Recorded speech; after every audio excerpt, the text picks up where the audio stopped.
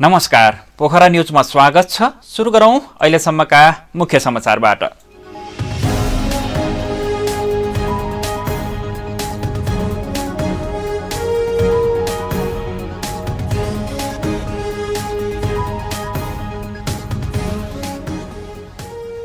ताजा जनादेशमा गएर जनताबाट नै आफूलाई दण्डित गराउन प्रधानमन्त्री ओलीको चुनौती। राजनीतिक अस्थिरता चाहनेहरूले आफूलाई हटाउन खोजे पनि नसकेको दाबी।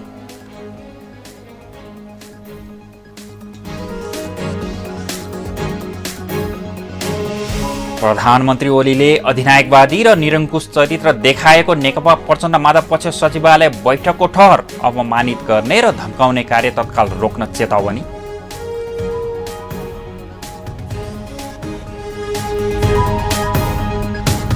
देशभर पछिल्लो 24 घण्टामा 259 जनामा कोरोना संक्रमण पुष्टि, थप 5 जनाको मृत्यु, 513 जना संक्रमण मुक्त।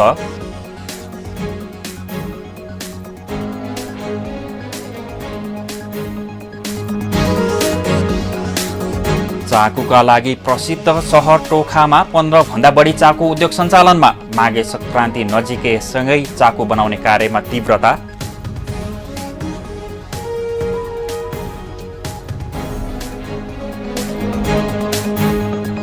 र बङ्गलादेशमा सम्पन्न म्याराथनमा भारतीय खेलाडीलाई पछि पार्दै नेपालकी पुष्पा भण्डारीले जितिन् स्वर्ण। 2 घण्टा 59 मिनेट 41 सेकेन्डमा निर्धारित दूरी पूरा।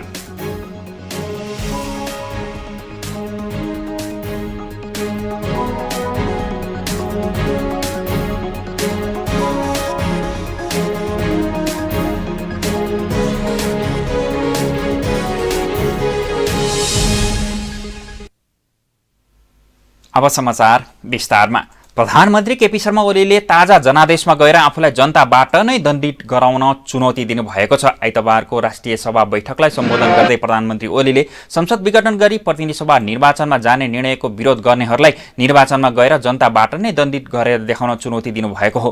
उहाँले आफ्नो निर्णयमा चित्त नबुझ्नेहरूलाई जनताबीच गएर केपी ओलीलाई दण्ड दिन अपिल गर्न पनि आग्रह गर्नुभयो। सबभन्दा पहिले त हामीले लामो सङ्घर्ष गरेर ल्याएको प्रणाली, हामीले लामो सङ्घर्ष गरेर ल्याएको संविधानले व्यवस्था गरे अनुसार यसपटक स्थायी संसदको रूपमा गरिमामय राष्ट्रिय सभा को व्यवस्था भएको छ र यसपटक राष्ट्रिय सभाको विशेष महत्त्व पनि देखिएको छ। यस गरिमामय सभाका सबै माननीय ज्यूहरूमा म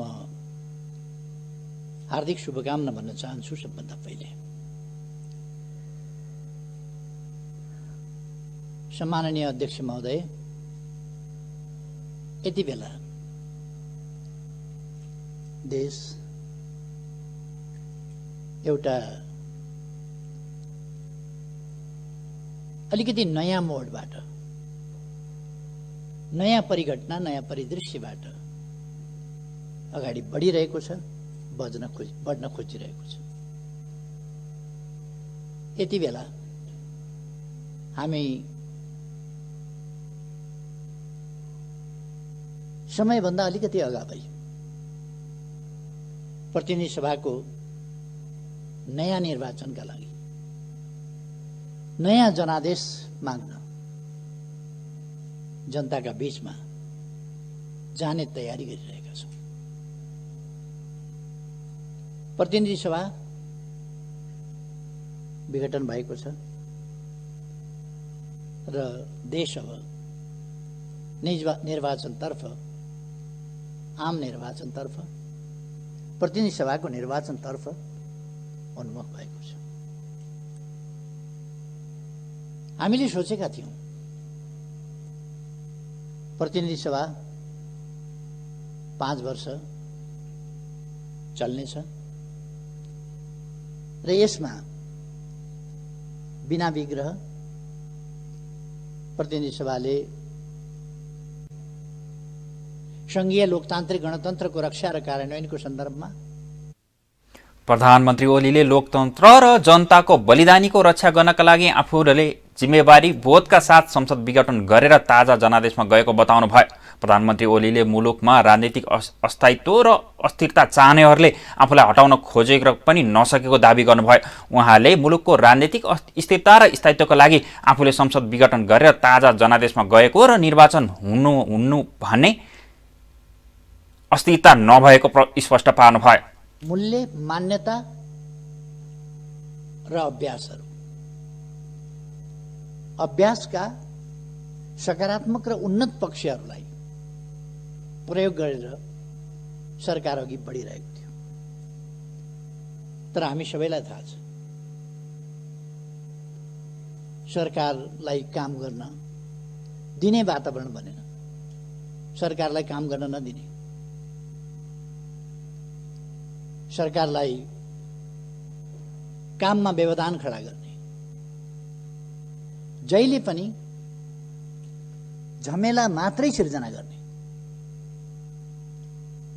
केही व्यक्तिका व्यक्तिगत आकांक्षाहरू, महत्वाकांक्षाहरू र पदलोलुपता जस्ता कुराहरूले राष्ट्रिय राजनीतिलाई नै प्रदूषित गर्न खोज्ने, स्थिरता र स्थायित्वतर्फ देशलाई अघि बढ्न नदिएर राजनीतिलाई फेरि बहुमतलाई टुक्र्याउने, बहुमतलाई खण्डित गर्ने, बहुमतलाई ध्वस्त पार्ने र फेरि अस्वस्थ, अनुचित, अलोकतान्त्रिक लेनदेन, गठजोड, जालझेल, टिक्रम, षड्यन्त्र बाट देशको राजनीतिलाई फेरि 6 महिनामा प्रधानमन्त्री फेरिने खालको अस्थिरतातर्फ धकेल्ने, काम हुन नपाउने, जोड घटाउ, मोलतोल, लेनदेनमै सरकारको समय बित्ने, संसदलाई प्रभावकारी ढंगले काम गर्न नदिने, कतिपय विधेयकहरू अड्काइदिने, सरकारले संसद समक्ष प्रस्तुत गरेका प्रस्ताव निर्णयार्थ प्रस्तुत पनि नगरिदिने र यो प्रणाली बैठक भयो भन्ने निष्कर्ष निकाल्न खोज्ने, संविधान बैठक भयो भन्ने निष्कर्ष निकाल्न खोज्ने, संघीय लोकतान्त्रिक गणतन्त्र चल्ने व्यवस्था होइन, यो चल्दैन भन्ने निष्कर्ष निकाल्न खोज्ने। प्रधानमन्त्री ओलीले प्रायोजित अनेक लगानीका सञ्चार माध्यम प्रयोग गरेर आफूलाई अध्यक्ष पद छोड्न भनिएको दावी गर्नुभयो।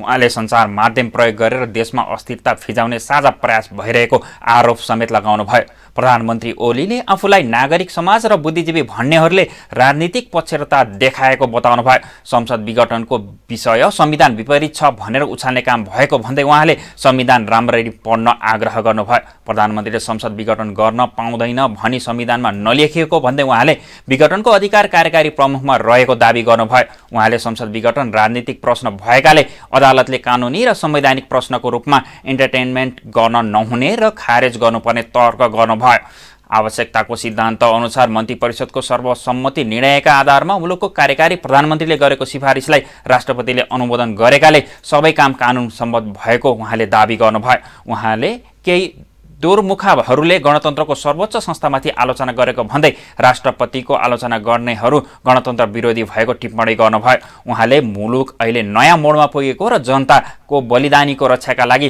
ताजा जनादेशमा जान लागि बताउनुभयो।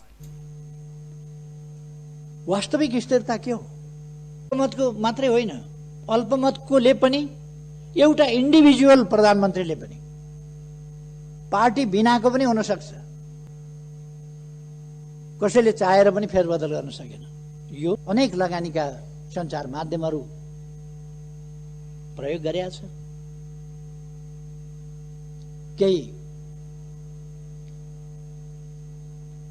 त्यस्तै खालका बुद्धिजीवीहरूको एउटा झुण्डलाई प्रयोग गरेका छ। त्यसलाई स्थिरता, स्थायित्व, रेस्लिङ खेल्दाखेरि त्यो रेस्लरहरू कहिले कहिले खुब आफ्नो फुर्ती देखाउँछ।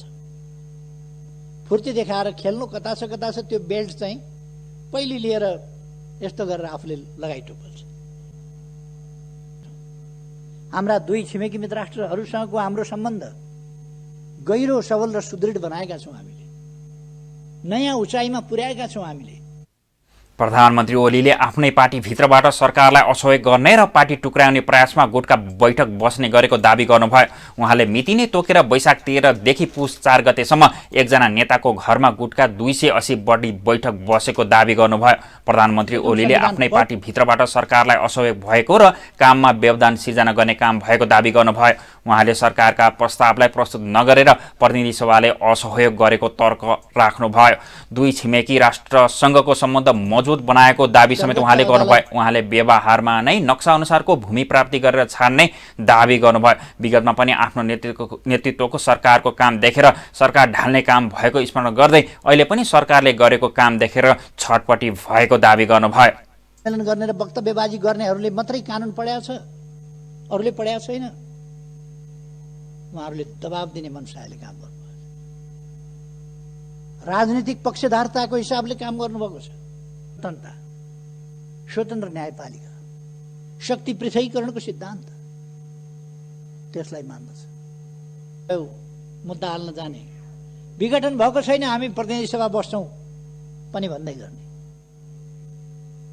बहुमत छ भन्नु, बहुमत केलाई भनिन्छ? 5 जनाको कमिटी छ भने 3 जनाले निर्णय गर्न सक्छन्, तर कमिटीको बैठकमा बाहिरै अन्तै निर्णय हुँदैन। हाँस दर्ता गर्न रन्थनिएका केही मान्छेहरू आइपुगेछन्। अविश्वास प्रस्ताव दर्ता गर्न 3:30 बजे संसद विघटन भइसक्यो, कहाँको अविश्वास ल्याएको भनेर सचिवालयले भनेपछि भन्न पनि लाजमर्दो। पारदर्शिता, स्वच्छताको प्रणाली हो। अब यथार्थ विकल्प चाहियो,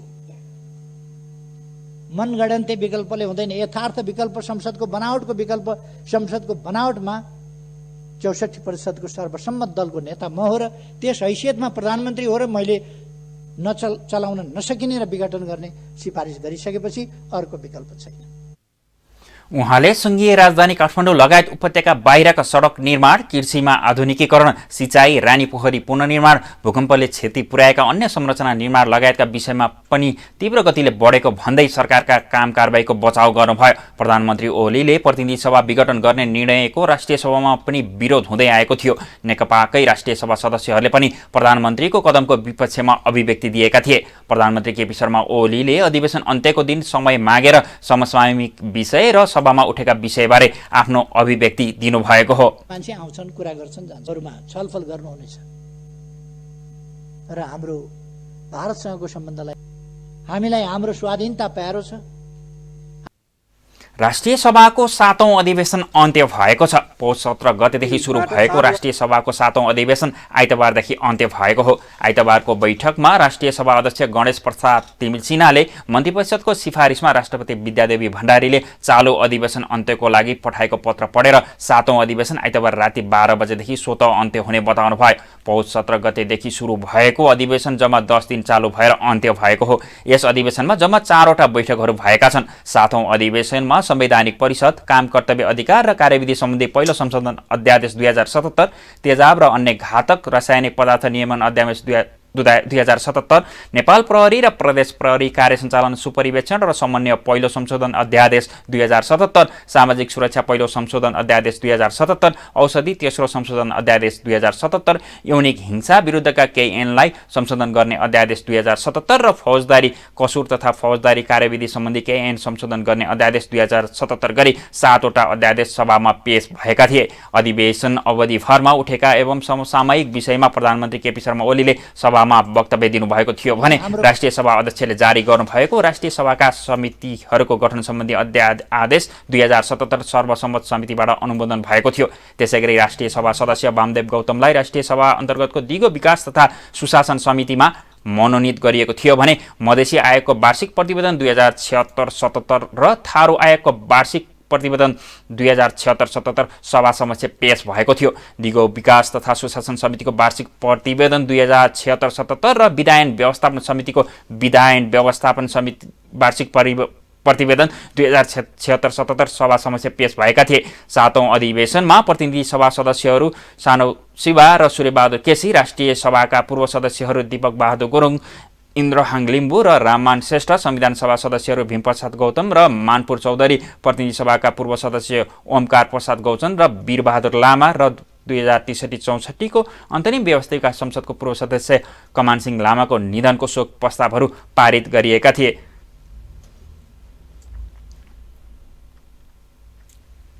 नेपाल कम्युनिस्ट पार्टी नेकपा पुष्पकमल दाहाल प्रचण्ड माधवकुमार नेपाल पक्षको सचिवालय बैठकले प्रधानमन्त्री केपी शर्मा ओलीले अधिनायकवादी र निरङ्कुश चरित्र देखाएको भन्दै यस्तो कार्य तत्काल रोक्न चेतावनी दिएको छ। आइतबार पार्टी केन्द्रीय कार्यालय पेरिस डाँडामा बसेको सचिवालय बैठकले पछिल्लो समय केपी शर्मा ओलीले अधिनायकवादी र निरङ्कुश चरित्रको प्रदर्शन गरेको भन्दै त्यसलाई तत्काल रोक्न चेतावनी दिने निर्णय गरेको हो। 4 जना पूर्व न्यायाधीशले प्रतिनिधि सभा विघटनको बारेमा संवैधानिक व्यवस्था के छ भन्ने सम्बन्धमा आफ्नो दृष्टिकोण सार्वजनिक गर्दा प्रधानमन्त्री ओलीले अपमानित र धम्काएको भन्दै बैठकले प्रतिवाद गर्दै भर्सना गरेको प्रवक्ता नारायण काजी श्रेष्ठले बताउनुभयो। उहाँले भन्नुभयो, मुख्यतः 4 जना प्रधान न्यायाधीशहरू मीनबहादुर रायमाझी, अनुपराज शर्मा, कल्याण श्रेष्ठ र सुशीला कार्कीले देश, जनता, लोकतन्त्र, संविधान, राजनीतिक स्थिरता र सुशासनप्रतिको निष्ठाका कारण एउटा जिम्मेवार नागरिकको हैसियतमा प्रतिनिधि सभा विघटनको बारेमा संवैधानिक व्यवस्था के छ भन्ने सम्बन्धमा आफ्नो दृष्टिकोण सार्वजनिक गर्दै सार्वजनिक वक्तव्य दिनुभएकोमा उहाँहरूलाई प्रधानमन्त्री केपी शर्मा ओलीले अपमानित गर्ने र धम्काउने काम गर्नुभएको छ। यो कार्य आपत्तिजनक छ र बैठकले यसको प्रतिवाद गर्दै कडा शब्दमा भर्सना गरेको छ। उहाँहरू र देशभरिका नागरिक समाजका अगुवा, बुद्धिजीवी, प्राध्यापक, इन्जिनियर, चिकित्सक, पत्रकार, लेखक, कलाकार, सांस्कृतिक कर्मी र विभिन्न पक्ष तह तबकाका नागरिकलाई असंवैधानिक, अलोकतान्त्रिक र प्रतिगामी कदमका विरुद्ध आफ्नो विचार प्रकट गरिरहेका छन्। सबै नागरिकको स्वतन्त्रता र संवैधानिक अधिकारको सम्मान गरिनुपर्दछ, रक्षा गरिनुपर्दछ र हाम्रो संवैधानिक अधिकार र स्वतन्त्रताको रक्षा गर्न प्रतिबद्ध छौँ। सबै नागरिक समाज प्रबुद्ध व्यक्तिलाई एकजुट हुन र संवैधानिक अधिकार र अभिव्यक्ति स्वतन्त्रको रक्षा गर्न आह्वान गर्ने निर्णय गरेको छ। र देशभरिका नागरिक समाजका अगुवा, बुद्धिजीवी, प्राध्यापक, इन्जिनियर, चिकित्सक, पत्रकार, लेखक, कलाकार, सांस्कृतिक कर्मी र विभिन्न पक्ष तह र तबकाका नागरिकहरूले अहिलेको असंवैधानिक, अलोकतान्त्रिक एवं प्रतिगामी संविधानकै प्रतिनिधि सभा विघटनको कार्यका बारेमा आफ्ना विचार प्रकट गरिरहेका छन्। बैठकले सरकारी सञ्चार माध्यमहरू कुनै गुटको प्रचारक जस्तो काम गरेको भन्दै राज्यको स्रोत साधन दुरुपयोग गर्दै गुटलाई सेवा गर्ने काम बन्द गर्न माग समेत गरेको छ। बैठकले पार्टीको सम्पूर्ण निकायलाई पार्टीको सुदृढीकरणमा लाग्न र सङ्घर्षका कार्यक्रमलाई प्रभावकारी रूपमा सफल पार्न निर्देशन दिएको प्रवक्ता श्रेष्ठले बताउनुभयो। सचिवालय बैठकपछि सञ्चारकर्मीहरूसँग कुराकानी गर्दै प्रवक्ता श्रेष्ठले राष्ट्रिय सभाको चालु अधिवेशन अन्त गरिएकोमा आफूहरूको विरोध रहेको बताउनुभयो। प्रतिनिधि सभा विघटन पछिको प्रधानमन्त्री ओलीको पहिलो सम्बोधनलाई अस्वीकार गर्दै राष्ट्रिय सभाको आइतबारको बैठकमा सहभागी नभएको पनि उहाँको भनाइ छ। सञ्चारकर्मीको जिज्ञासाको उत्तर दिँदै प्रवक्ता श्रेष्ठले अध्यक्ष प्रचण्डको भारत भ्रमण परिवारलाई स्वास्थ्य उपचार गराउने सिलसिलामा भएको र उहाँको कुनै राजनीतिक भेटघाट तथा राजनीतिक वार्ता नभएको पनि स्पष्ट पार्नुभयो। गोर्खा दरबारबाट सुरु भएको गोर्खा काठमाडौँ एकीकरण मार्ग पदयात्रामा रहेको नेपाली सेनाको टोली काठमाडौँ हनुमान ढोका आइपुगेको छ। पुस 21 गतेदेखि गोर्खा दरबारबाट सुरु भएको गोर्खा काठमाडौँ एकीकरण मार्ग पदयात्रा आज पुस 26 गते साँझ काठमाडौँ हनुमान ढोकामा रहेको शार्दुलजङ गुल्मामा आइपुगेको हो। पदयात्रामा नेपाली सेनाले गोर्खा दरबारबाट राष्ट्रिय एकताको प्रतीक नेपालको राष्ट्रिय झण्डा र टर्च लगायत नेपाली सेनाको प्रथम 5 वटा युनिटहरूले झण्डा काठमाडौँमा ल्याइ पुर्याएको छ। नेपाली सेनाले राष्ट्र निर्माता पृथ्वीनारायण शाहले नेपाल एकीकरण गर्ने क्रममा प्रयोग गरेको एकीकरणको बाटो हिँडेर एकताको सन्देश दिएको पनि बताएको छ। पदयात्रामा रहेको सेनाको टोली गोर्खाबाट नुवाकोट हुँदै 6 दिन लगाएर आज हनुमान ढोका आइपुगेको हो। आज नुवाकोट जिल्लाबाट आएको शमशेर दलगणको टोलीले हनुमान ढोकामा रहेको शार्दुलजङ गुल्मलाई गोर्खा दरबारदेखि ल्याएको राष्ट्रिय एकताको प्रतीक नेपालको राष्ट्रिय झण्डा र टर्चका साथै नेपाली सेनाको प्रथम 5 वटा युनिटहरूको झण्डा हस्तान्तरण गरेको हो। र भोलि यहाँबाट एकता दिवसको उपलक्ष्यमा नेपाली सेनाको प्राङ्गण अगाडि लगेर यो हाम्रो जुन टर्च मैले पाएको छु त्यो टर्च मैले त्यहाँ लगेर प्रधान सेनापतिलाई हस्तान्तरण गर्ने कार्यक्रम रहेको छ।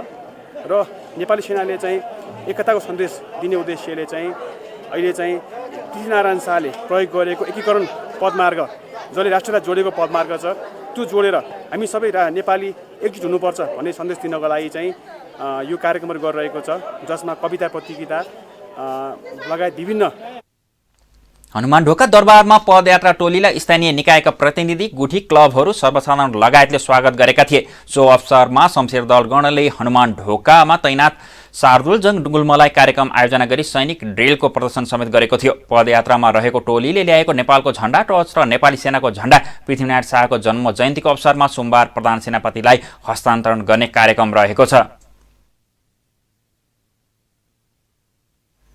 सरकारले पृथ्वीनारायण शाहले गर्नुभएको नेपाल एकीकरणको सन्दर्भसँग जोडेर पर्यटन प्रबन्धन गर्न विकास समिति गठन गर्ने भएको छ। संस्कृति, पर्यटन तथा नागरिक उड्डयन मन्त्रालयले गठन आदेश मार्फत विकास समिति निर्माण गर्ने प्रक्रिया सुरु गरेको संस्कृति, पर्यटन तथा नागरिक उड्डयन मन्त्री भानुभक्त ढकालले बताउनु भएको छ। आइतबार राष्ट्र निर्माता पृथ्वीनारायण शाहको 249औं जन्मजयन्ती तथा राष्ट्रिय एकता दिवस 2077 को अवसरमा नेपाल प्रज्ञा प्रतिष्ठानद्वारा आयोजित विचारगोष्ठीमा बोल्दै मन्त्री ढकालले विकास समिति गठन गर्ने प्रक्रिया सुरु भइसकेको बताउनु भएको हो। पृथ्वीनारायण शाहको एकीकरणको अभियान नुवाकोटबाट सुरु भएर विजय प्राप्त भएको र देहवसान पनि नुवाकोटमै भएकाले चिम्टेश्वर लगायतका ठाउँलाई सांस्कृतिक, धार्मिक र पर्यटकीय हिसाबले संरक्षण गर्न गठन आदेश मार्फत विकास समिति गठन गर्ने प्रक्रिया सुरु भइसकेको बताउनु भएको हो। पर्यटन संस्कृति मन्त्रालयको तर्फबाट हामीले अर्थ र कानुन मन्त्रालयमा त्यो समिति गठन आदेशको माध्यम अगाडि बढाएको छु। हाम्रा अग्रजहरू, हाम्रा पुर्खाहरू जसले राष्ट्र निर्माणका निम्ति, राष्ट्रलाई अगाडि बढाउनको निम्ति जुन योगदान गर्नुभएको छ, त्यो वर्तमान सरकारले त्यो माथि कुनै कन्जुस्याइ गर्दैन। सरकारले अग्रज र पुर्खाहरूले राष्ट्र निर्माणका निम्ति गरेको योगदानको सधैँ सम्मान गर्ने पनि मन्त्री ढकालले बताउनु भयो। पृथ्वीनारायण शाहको राष्ट्र निर्माणको योगदानको रक्षाका लागि विभिन्न सङ्घ संस्था, अभियन्ताहरूसँग मिलेर सहकार्य गर्न सरकार तयार रहेको पनि उहाँले बताउनु भयो। काठमाडौँ महानगरपालिकाले माघको पहिलो हप्तादेखि विद्यार्थीको भौतिक उपस्थितिमा विद्यालय सञ्चालन गर्ने तयारी सुरु गरेको छ। कोभिड-19 संक्रमणको कारण गत वर्ष चैत्र 11 गतेदेखि बन्द रहेका शैक्षिक संस्थाहरूलाई महानगरपालिकाले माघको पहिलो हप्तादेखि विद्यार्थीको भौतिक उपस्थितिमै सञ्चालन गर्ने तयारी गरेको हो। कोभिड-19 संक्रमण घट्दै गएको र नेपाल सरकारले पनि बिस्तारै बन्द रहेका संस्थाहरू खोल्ने तयारी गरिरहेको सन्दर्भमा माघको पहिलो हप्तादेखि विद्यालय सञ्चालनको तयारी गरेको काठमाडौँ महानगरपालिका शिक्षा विभाग प्रमुख नवराज ढकालले बताउनु भयो। कोभिड-19 संक्रमण रोकथाम तथा नियन्त्रण उच्चस्तरीय समन्वय समितिले नेपाल सरकारलाई विद्यालय लगायत हालसम्म बन्द रहेका संस्थाहरू खोल्न सिफारिस गरिसकेको छ। यद्यपि सरकारले निर्णय भने गरिसकेको छैन। माघदेखि विद्यालय सञ्चालन गर्न सरकारको निर्णय कुरेको र सरकारको निर्णय आउन ढिला भए पनि आवश्यक स्वास्थ्य मापदण्ड पूरा गरी विद्यालय सञ्चालन गरिने उहाँको भनाइ छ। ती सबै अब खोल्नको लागि नेपाल सरकारलाई सिफारिस गर्ने र यदि कहीँ कतै संक्रमण बढ्यो र त्यसलाई रोक्न पर्यो भने चाहिँ जिल्ला स्थित व्यवस्थापन केन्द्रले नै रोक्ने गरी निर्णय गर्न सक्ने, हाललाई चाहिँ सबै क्षेत्र खुला गर्ने गरी चाहिँ नेपाल सरकारलाई सिफारिस गरिसकेको अवस्था छ र नेपाल सरकारको डिसिजन चाहिँ आइसकेको अवस्था छ। किन त हाम्रो निर्णय, हाम्रो योजना पनि पुस गरेर बन्द गर्ने र माग लागेपछि खोल्ने भन्ने हो। अभिभावक महासङ्घका अध्यक्ष सुप्रभात भण्डारीले तत्कालै विद्यालय खोल्नु नहुने बताउनु भएको छ। जाडोको समय भएकोले हिमाली र तराई क्षेत्रमा समस्या हुने तथा विदेशमा कोभिड-19 को नयाँ संक्रमण फैलिएको भन्दै उहाँले जाडो मौसम सकिएपछि विद्यालय खोल्नु उचित हुने तर्क गर्नुभयो। वैकल्पिक रूपमै अध्यापन गराउन विद्यार्थीलाई सुरक्षा साधन उपलब्ध गराउनु पर्ने उहाँको भनाइ छ। त्यसो भइसकेपछि 2 हप्ता पछाडि हामी विद्यालय खोल्न भौतिक रूपमा भएपछि स्वास्थ्य सावधानी सुरक्षित बढी हुन्छन् होला भन्ने आकलन एउटा अभिभावक भएको नाताले पनि, अभिभावक महासङ्घको अध्यक्षको नाताले पनि हाम्रा नानी बाबुहरू सुरक्षित हुन्छन्। विभिन्न देशमा कोभिड-19 संक्रमणको दोस्रो रूप आएको भन्दै अभिभावकहरू छोराछोरीलाई विद्यालय पठाउन डराइरहेका छन्। बालबालिकाहरू जनस्वास्थ्य मापदण्ड पालन गर्न अभ्यस्त नभएकोले पनि तत्काल विद्यालय सञ्चालन गर्न नहुने अभिभावक रविन्द्र ओझाले बताउनु भयो। अभिभावकहरूले विद्यालयहरूले सही व्यवस्थापन गर्न सक्नेमा आशंका गरिरहेका छन्। विद्यालय पठाउन हामी कदापि तत्पर छैनौँ।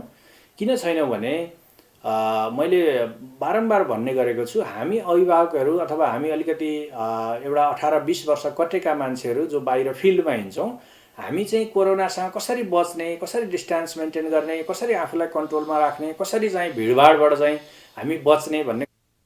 कोभिड पछि देशभर कहीँ विद्यालय खुल्ने र कहीँ नखुल्ने हुँदा शैक्षिक क्षेत्र प्रभावित बनेको छ। कतिपय स्थानीय तह सरकारको आधिकारिक निर्णयको प्रतीक्षामा छन् भने कतिपय ठाउँमा विद्यालय सञ्चालनमा आए पनि प्रभावकारी रूपमा अध्ययन अध्यापन हुन सकेको छैन। नेपालमा आइतबार थप 259 जनामा कोरोना संक्रमण पुष्टि भएको छ। स्वास्थ्य तथा जनसङ्ख्या मन्त्रालयका अनुसार 24 घण्टामा थप 3349 जनाको PCR गरिएकोमा 160 पुरुष र 49 महिला गरी 259 जनामा नतिजा पोजिटिभ देखिएको हो। यससँगै नेपालमा कोरोना संक्रमितको संख्या 2,64,780 पुगेको छ। पछिल्लो 24 घण्टामा थप 513 जना निको भएसँगै निको हुनेको कुल संख्या 2,58,441 पुगेको मन्त्रालयले जनाएको छ। नेपालमा कोरोनाबाट थप 5 जनाको मृत्यु भएको छ। यससँगै नेपालमा कोरोना भाइरसका कारण ज्यान गुमाउनेको संख्या 1917 पुगेको छ। मन्त्रालयका अनुसार नेपालमा हाल क्वारेन्टिनमा 257 जना रहेका छन् भने 4,422 जना आइसोलेसनमा रहेका छन्। गण्डकी प्रदेशमा कोरोना संक्रमितको संख्या 14,960 पुगेको छ।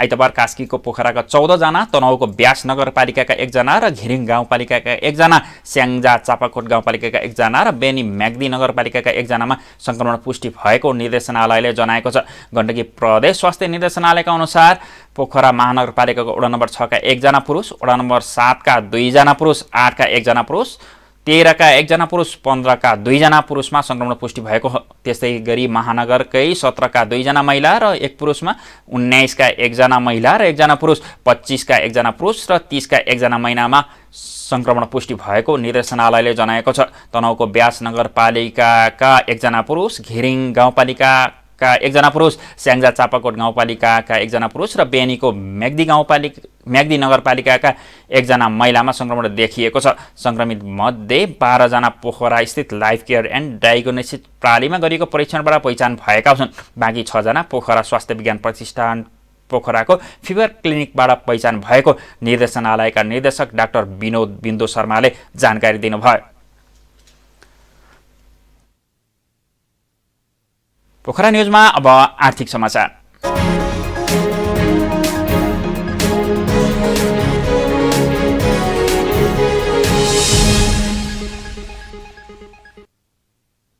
माघे संक्रान्ति नजिकैसँगै टोखाका चाकु उद्यमीलाई चाकु बनाउन भ्याइ नभ्याइ भएको छ। माघे संक्रान्तिमा चाकु खाने प्रचलन रहेको छ, त्यसैले यो समयमा चाकुको खपत बढी हुने गर्दछ। यस वर्ष कोभिड-19 को प्रभावका कारण चाकुको माग कम छ, तर पनि उद्यमीहरूलाई चाकु बनाउन भ्याइ नभ्याइ छ। काठमाडौँको टोखा चाकुका लागि प्रसिद्ध सहर हो। टोखामा अहिले 15 भन्दा बढी चाकु उद्योग सञ्चालनमा रहेका छन्।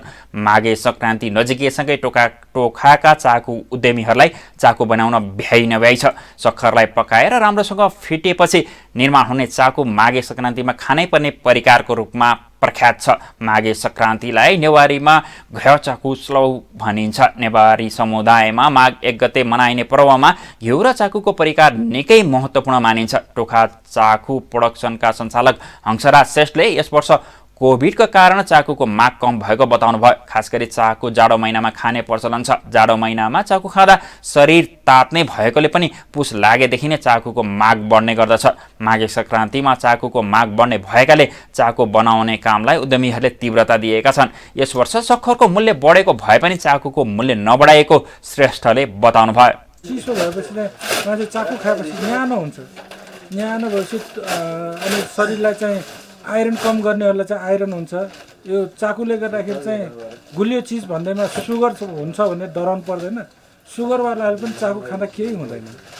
त्यसैले यो हाम्रो नेवारहरूको चाहिँ परम्परागत अनुसार टोखाको चाकु खाँदाखेरि जन्मिँदाखेरि पनि चाहिन्छ, मर्दाखेरि पनि चाहिन्छ। चाकु बनाउन पहिला उखुलाई पेलेर रस निकालिन्छ र उक्त रसलाई पकाएर सक्खर बनाइन्छ। हिजो आज टोखामा तराईबाट खरिद गरी ल्याएको सक्खरबाट चाकु बनाइन्छ।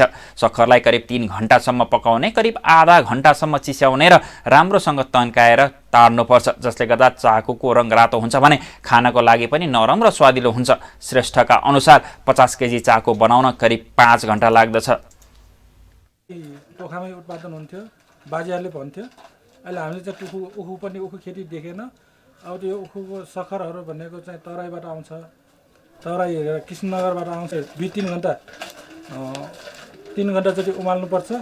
3 घण्टा उमालेपछि हामीले यता साइडमा सक्खर पाकेपछि खनाउने। चाकु उत्पादनमा टोखा प्रसिद्ध भएका कारण मानिसहरू चाकु किन्नका लागि टोखासम्म पुग्ने गर्दछन्। टोखाको चाकु सबैभन्दा धेरै उपत्यकामै बिक्री हुने गर्छ भने विदेशबाट समेत माग आउने गरेको व्यवसायीहरू बताउँछन्। टोखामा परम्परागत शैलीबाट चाकु बनाइने हुँदा पनि मानिसहरूले टोखाकै चाकु खान मन पराउँदछन्। पोखरा न्युजमा अब अन्तर्राष्ट्रिय समाचारको पालो।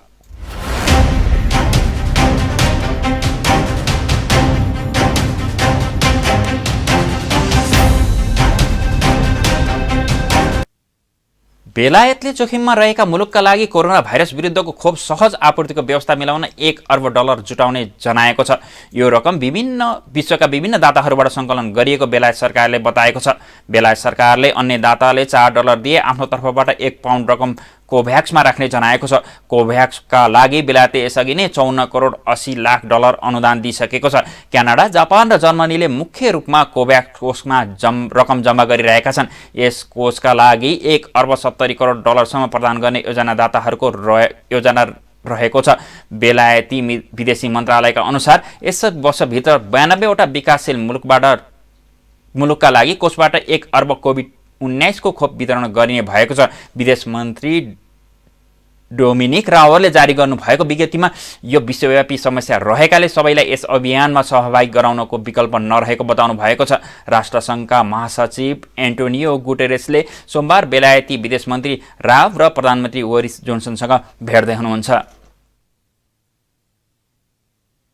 इन्डोनेसियाको राजधानी जकार्ता नजिकको जलक्षेत्रबाट उद्धारकर्ताहरू सहितको टोलीले दुर्घटनाग्रस्त विमानको ब्ल्याक बक्सहरू भएको स्थान पत्ता लगाएको जानकारी दिएका छन्। समुद्रमा विमानको मध्य भागको टुक्रा पनि फेला परिएको बताइएको छ। उद्धारकर्ता र स्थानीय माझीले दुर्घटनाग्रस्त विमानको भण्डानिएका भग्नावशेष सम्हालेर राखेका छन्। उनीहरूले व्यक्तिका अवशेष, विमानका टुक्रा र लत्ता कपडा बाहिर निकालेका छन्। हराएको विमानको ठानिएका सामग्रीहरूको इन्डोनेसियाका अनुसन्धानकर्ताहरूले जाँचबुझ गरिरहेका छन्।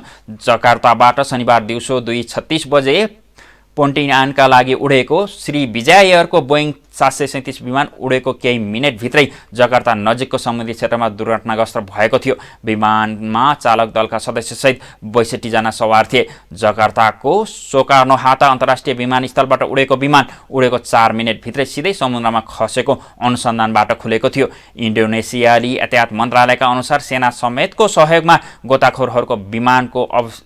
गोताखोरहरूले विमानको अवशेष पानीको सतहभन्दा करिब 75 फिट मुनि फेला पारेका थिए। इन्डोनेसियाका राष्ट्रपति जोको विडोडोले दुर्घटनाप्रति गहिरो समवेदना व्यक्त गर्नुभएको छ। विमानमा सवार सबै व्यक्ति इन्डोनेसियाली रहेका थिए, जसमा 10 जना बालबालिका पनि थिए। विमान खोज्नका लागि जलसेनाका पौडीबाजीसहित 10वटा भन्दा बढी पानी जहाज परिचालन भएका छन्। शनिबार राति खोजी र उद्धारका प्रयासलाई रोकिएको भए पनि आइतबार बिहानैबाट खोजी कार्यलाई निरन्तरता दिएको छ। पोखरा न्युजमा अब खेल समाचार।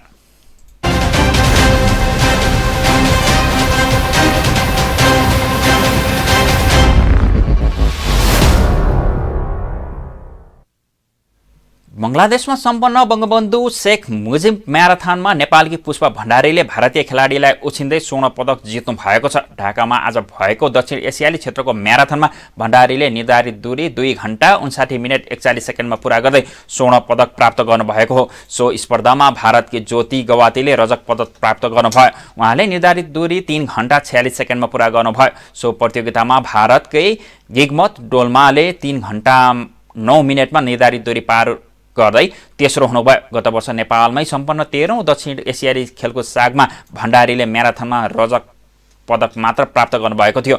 भण्डारी विभागीय टोली सशस्त्र प्रहरी बलको एपीएफ क्लबमा आबद्ध हुनुहुन्छ। पुरुष म्याराथनमा नेपालका किरणसिंह बोगटी चौथो हुनुभयो। बोगटीले निर्धारित दूरी 2 घण्टा 24 मिनट 13 सेकेन्डमा पूरा गर्नुभयो। दौडका क्रममा उहाँलाई चोट लागेपछि उहाँ पछि पर्नु भएको प्रशिक्षक धनीराम चौधरीले जानकारी दिनुभयो। उहाँले 13औं सागमा भने म्याराथनमा स्वर्ण जित्नु भएको थियो। उक्त स्पर्धामा भारतका बहादुर सिंहले निर्धारित दूरी 2 घण्टा 21 मिनट 40 सेकेन्डमा पूरा गर्दै स्वर्ण पदक जित्नुभयो। भारतकै राजपाल सिंह 2 घण्टा 21 मिनट 41 सेकेन्डमा दूरी पार गर्दै दोस्रो तथा भारतकै रवि प्रकाश 2 घण्टा 25 मिनट 23 सेकेन्डको समयमा दौड पूरा गर्दै तेस्रो हुनुभयो। खेललाई मूल मन्त्र मान्दै जीवित जीवन व्यतीत गरेका खेलाडीहरूलाई सरकारले दायरा बनाउँदै वितरण गरेको सेवा सुविधा चालु आर्थिक वर्ष सुरु भएदेखि नै पाएका छैनन्। सोही कारण पदक दिलाएका खेलाडी निराश छन् भने नयाँ पिढीका खेलाडीलाई हौसला पाउनुको सट्टा निराशापन छाएको छ।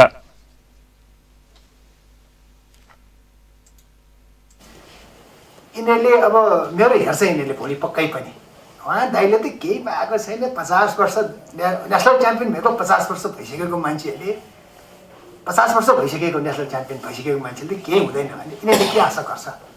मैले नपाए केही फरक पर्दैन, तर आउँदा जेनेरेसन यी भाइ बहिनीहरूको निम्ति केही न केही गर्नै पर्छ। भोलि यो गरेन भने चाहिँ भोलि के हुन्छ भने यिनीहरूले मेडलको आशा गर्नु चाहिँ बेकार हो। कीर्तिमानी धावक वैकुण्ठ मानन्दरको यो भनाइ सुन्दा लाग्छ नेपाली खेलकुद अझै बामे सर्दैछ। साँगुरा पूर्वाधार र व्यक्तिगत कुण्ठाबाट खेल जीवनमा आहुति गरेका मानन्दरले पुरानो शैलीमा अब खेलकुद चल्न हम्मे हुँदैछ भन्ने प्रश्न भएको बताउनु भयो। खेलकुद क्षेत्रमा विश्वले मारेको फड्कोलाई आत्मसात नगरे नेपाली खेलाडीको स्तर पुरानै अवस्थामा रहने उहाँको बुझाइ छ। आफ्नो भविष्य उनीहरूले देखिएन। जस्तो केसरी चौधरी नेपालमा बेस्ट अफ द इयर हाम्रो डिजिट पाए खेलाडी पनि गयो भनौँ न, अब 20-21 वर्ष बाँचिन्छ। मैले के पनि आशा गर्दिनँ, किन भन्दाखेरि म त आशै गर्दिनँ। मलाई आवश्यक पनि देख्दिनँ म पैसा। मलाई सबभन्दा आवश्यक त मलाई छ। मैले दिनको 150-200 रुपियाँको त मैले औषधि खाइरहेको छु, तर मलाई त्यो छैन। म त के भन्छु भने यी खेलाडीहरूको निम्ति भोलि म जस्तो नहोस्, यही हाम्रो भविष्यका खेलाडीहरू। नेपाल सरकारले नै राष्ट्रका लागि पदक दिलाउने खेलाडीलाई भत्ता उपलब्ध गराउने निर्णय गरे पनि पदक दिलाएका खेलाडीले गत साउन महिनादेखि भत्ता पाउन सकेका छैनन्। यसै विषयलाई लिएर खेलाडीहरूको सङ्गठन राष्ट्रिय तथा अन्तर्राष्ट्रिय खेलाडी सङ्घले गत बुधबार नवनियुक्त युवा तथा खेलकुद मन्त्री दावा तामाङलाई ध्यानाकर्षण पत्र बुझाएका छन्। यसअघि जगतबहादुर विश्वकर्मा सुनार खेलकुद मन्त्री नियुक्त भएको 13 दिनपछि 2074 साल चैत्र 26 गते यसरी नै खेलाडी सङ्घले ज्ञापन पत्र बुझाएको थियो। तत्कालीन मन्त्री विश्वकर्माले खेलाडीले खेल क्षेत्रमा आफ्नो भविष्य अनुभूत गर्ने गरी काम गर्ने बताउनु भएको थियो। त्यसरी नै यसपल्ट मन्त्री लामाले पनि खेलाडीलाई आश्वासन दिनुभएको छ। यो सामान्य विषय छैन, सन्दर्भ राख्नुभएको छ र यति यसरी समर्पित भए पनि राज्यको तर्फबाट खेल क्षेत्रमा जे जति भएका छन् यो अकुत छन्। यसका अलावा सङ्घले विभिन्न कार्यकालमा मन्त्रालय सम्हाल्दै आएका मन्त्रीसँग पनि माग राख्दै आएको थियो। खेलाडी सङ्घका अध्यक्ष दीपक श्रेष्ठले यसअघिका मन्त्रीहरूलाई गराएको ध्यानाकर्षण पत्रले खेलाडीको समस्यालाई सम्बोधन गर्ने अपेक्षा राखिएको, तर अहिलेसम्म पनि सम्बोधन नभएको भन्दै सम्बोधन गर्न आग्रह गर्नुभएको छ। यत्रो खेलकुदमा बिताइसकेका, जीवन व्यतीत गरिसकेका व्यक्तिहरू हामीसँग छन्, हाम्रो खेलकुदमै रहिरहेका छन्। उहाँको अनुभव तपाईँले अझ यो जुन खालको एउटा कार्यकाल निभाउने बेलामा उहाँहरूसँग साटासाट गरेर चाहिँ अगाडि बढ्नु भयो भने अझै पनि तपाईँको यो जुन खालको कार्यकाल छ अझै स्वर्णिम हुन्छ भन्ने मैले महसुस गरेको छु। खेलाडीहरूको सङ्घ NNIPA का पदाधिकारीले मन्त्री समस्या खेलाडीले पाउनुपर्ने मासिक प्रोत्साहन भत्ता रातो किताबमै उल्लेख गरेर वितरण गर्न माग गर्दै आएका छन्, तर सम्बोधन भएको छैन। बरु उपलब्ध गराउने भनिएको सेवा सुविधा नपाउँदा खेलकुदमा जीवन बिताएका खेलाडी निराश देखिएका छन्। यस्तै खेलमा जीवन बिताउन अभिलाषा राखेका नयाँ पिँढीमा यसको प्रत्यक्ष असर देखिन थालेको छ, जसका कारण युवा खेलाडी पलायन हुने अवस्था दिन प्रतिदिन बढ्ने क्रम जारी छ। पदकको आशा गर्ने तर सेवा सुविधा दिन कन्जुसाइ गर्ने प्रवृत्तिले खेलकुद क्षेत्र कहिले उँभो लाग्ला, यस विषयमा खेलकुदको सर्वोच्च निकायले ध्यान दिने समय आएको हो कि? पोखरा न्युजमा अब मौसम समाचार।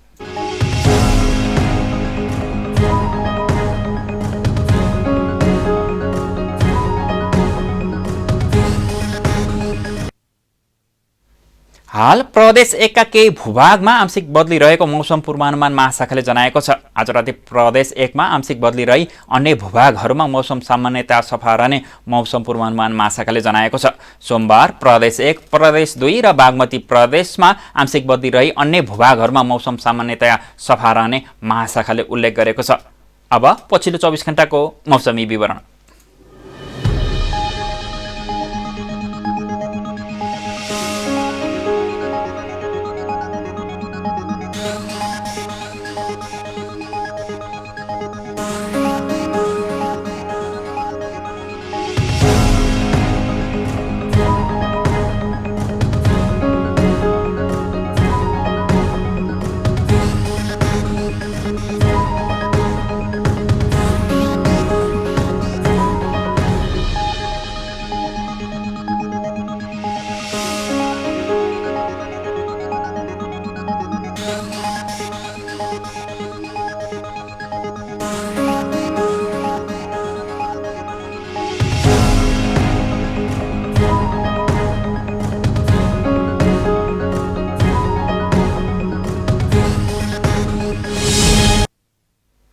समाचारको अन्त्यमा प्रमुख समाचारका शीर्षकहरू पुनः एकपटक।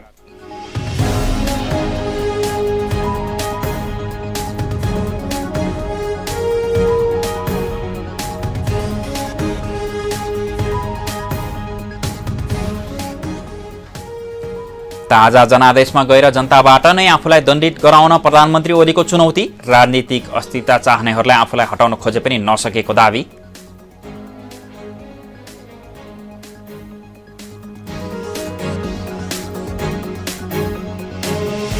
प्रधानमन्त्री ओलीले अधिनायकवादी र निरङ्कुश चरित्र देखाएको नेकपा प्रचण्ड माधव पक्ष सचिवालय बैठकको ठहर। अपमानित गर्ने र धम्काउने कार्य तत्काल रोक्न चेतावनी।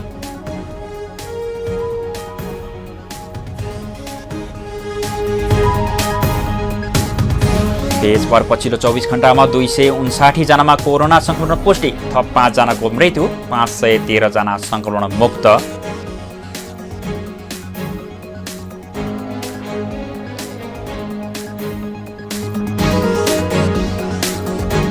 चाकुका लागि प्रसिद्ध सहर टोखामा 15 भन्दा बढी चाकु उद्योग सञ्चालनमा। माघे संक्रान्ति नजिकिएसँगै चाकु बनाउने कार्यलाई तीव्रता।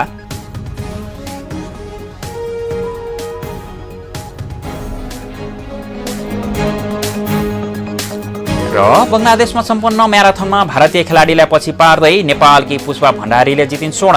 2 घण्टा 59 मिनेट 41 सेकेन्डमा निर्धारित दूरी पूरा।